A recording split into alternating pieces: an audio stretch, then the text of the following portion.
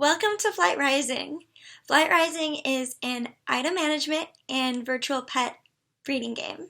The very first thing that I'm going to recommend that you do on Flight Rising is visit the forums. A lot of the information in this video will be in the forums, also in the Tumblr and on the Reddit, because the community likes to help the community, and your best resource are the other users on Flight Rising. After you set up your account, go ahead and check out your dragon lair. You can navigate to it by selecting Dragon Lair from underneath Clan on the left-hand side of the page, and it'll take you to the front page of your lair. The dragon lair that I'm using as an example is Ariane. They put me down as a reference and they registered today, so I just thought it'd be nice to use their dragons in this example portion. If you haven't purchased any new dragons yet, you will only have 2 dragons, and these are called your progenitors. If you go ahead and click on one of your progenitors, you should have selected 2 of their colors for their primary color and their secondary color. This page is the dragon profile page. On it, you will see all of the dragon's information, including their length, wingspan, height, all of their stats, their genes, their lineage, their familiars, and their apparel. First thing I want to direct you to is their lineage.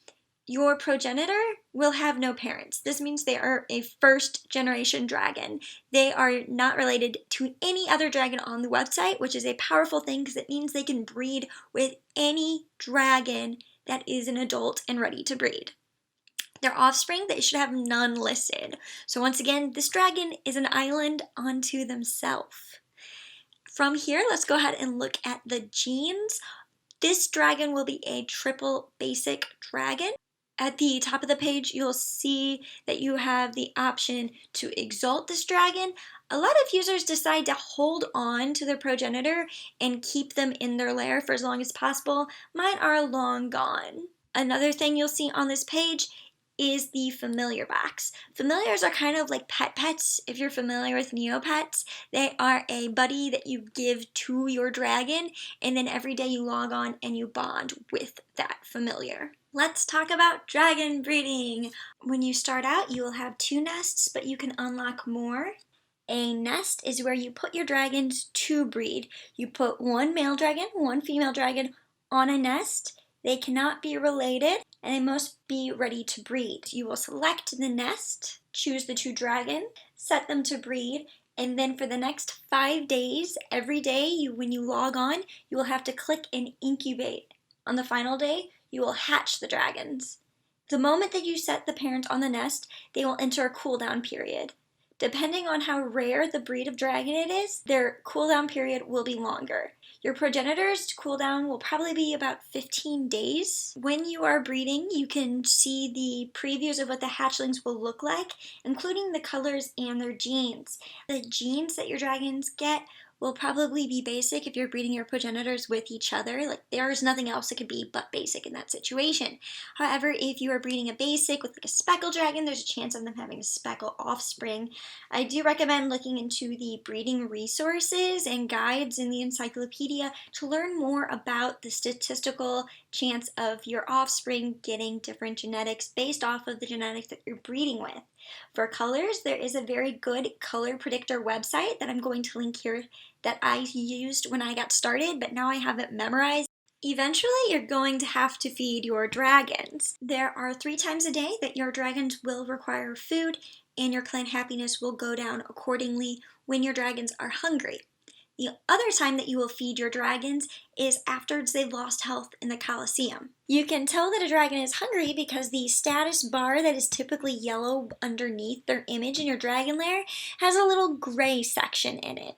You can see how much converted food you have at the top of your dragon lair page, immediately above where it says clan home, clan profile, dragon lair, and nesting grounds. It has little icons that look like a bug, piece of meat, shell, and a plant. This is representative of how much food you have in stock. Different dragons eat different kinds of food, and it's useful to know what kind of food your dragons eat. That is something that will be found on the Encyclopedia page. If you don't have any food, then what you're going to do is you're going to go to gathering, and you'll either fish, hunt, catch insects, or forage for food. And after you've gathered some, you're going to go to your hoard, and you select the items that you want to convert, and then you select convert. Then you go to your dragon lair and you press feed. and that will feed all of your dragons if you have enough food.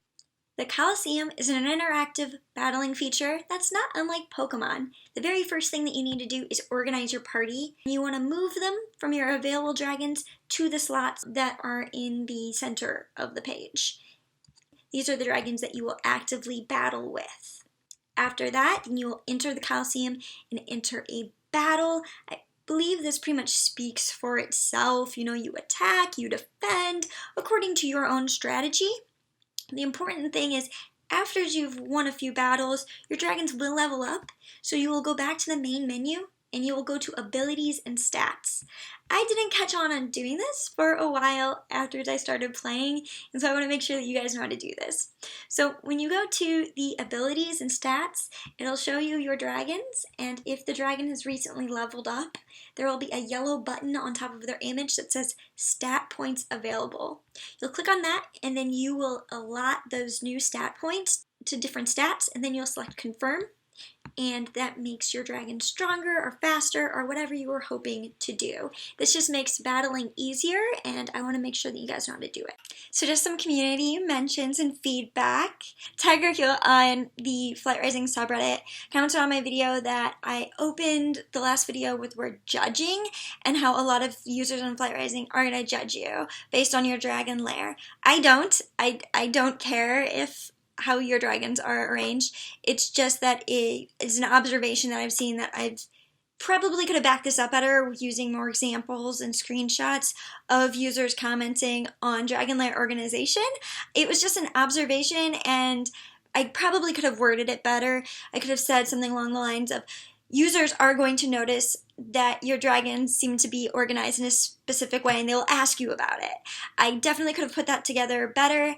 Thank you for pointing that out. I appreciate your feedback on the video. Shout out to CreeperGirl300 who asked a little bit about how I store up chests on Flight Rising. So I would just try to convince myself that they weren't there. And now that we have the vault on Flight Rising, it's a lot easier to put things away and to not let yourself get them out until a specific date. A huge community mention to Bubbly Popcorn, who yesterday uploaded a video to her YouTube channel about a breeding project that she is embarking on with her phase. If you want to go ahead and check it out, go ahead and click on this link. The next video that I'm going to do is going to be kind of like this one. It's going to be getting started on Leoden, because apparently people didn't know about Leoden until I started making videos about them, and now people ask me a lot like how to play Leoden, and I've actually been playing for almost a year now, which is crazy to think, and I guess I do kind of know a few things about Leoden, and I would really love to share with you how to play Leoden. So if you have questions or comments, go ahead and send them to me, like either here below or on my Leoden account. Anyways, so if you watch this video, that probably means you're getting started on Flight Rising. And after you get settled, you have to decide how you're going to organize your lair. I mean, you could just have them willy-nilly throughout your lair, but that's not really a good organizational method. Check out this video to see common methods of dragon lair organization. Or, now's the perfect time to start organizing your dragon cataloging, and I do mine in Google Sheets. This video walks you through the processes that I embark in when I am setting up my Google spreadsheets. Anyways, thanks so much for watching. Go ahead and like this video if you like it, and subscribe if you want to see more like it. And always, thanks and bye!